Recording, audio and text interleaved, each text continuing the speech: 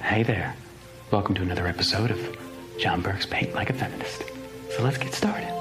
Let's go ahead and run those colors across the screen like my handy-dandy producer's going to do for me. He's such a good producer. I don't know where I'd be without him.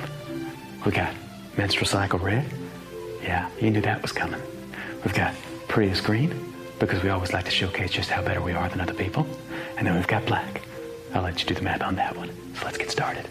So people always ask me, John, when I want to paint like a feminist, what kind of tools do I want to use for this trade? And I always tell them, to be a good feminist, you got to have a good ample supply of tools surrounding you.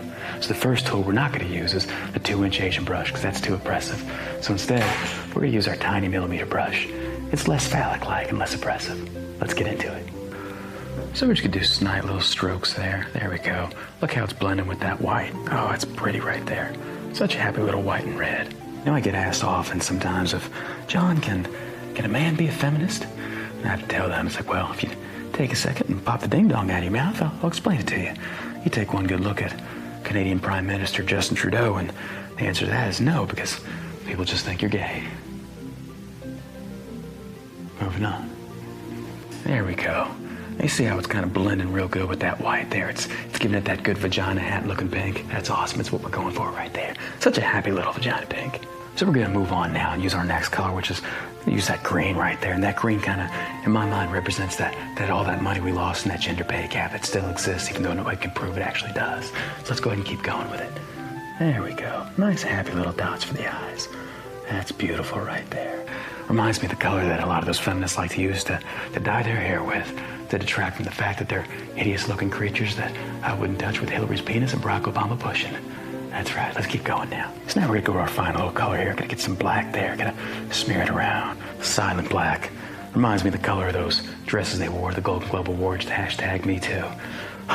All those actresses out there putting their mouths around ding-dongs to get movie roles and coming out later and saying they were raped. No, that doesn't make you a rape victim. It just makes you a whore.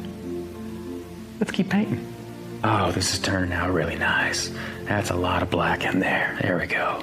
It almost takes like an abstract approach to maybe taking an inside look at Rose McGowan's soul. Oh, it's beautiful. But not really. And we're almost done here. We're just gonna close this in. There we go. That's nice. Really pretty. Pretty little masterpiece. So now you think we're probably almost done, but not quite. We still have to add the one ingredient that a lot of feminists have quite a lot of. Hate.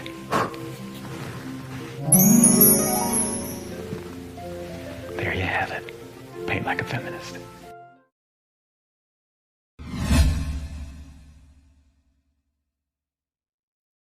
If you pay me good money, sweetheart, I'll be there. I'm really short of funds. Ma'am, I gotta tell you something.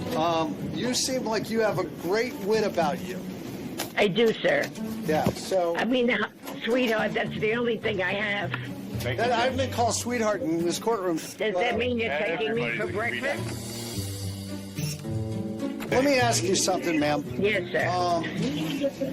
How have I done as a judge today? So far, how am I doing? Not bad, but you could do better.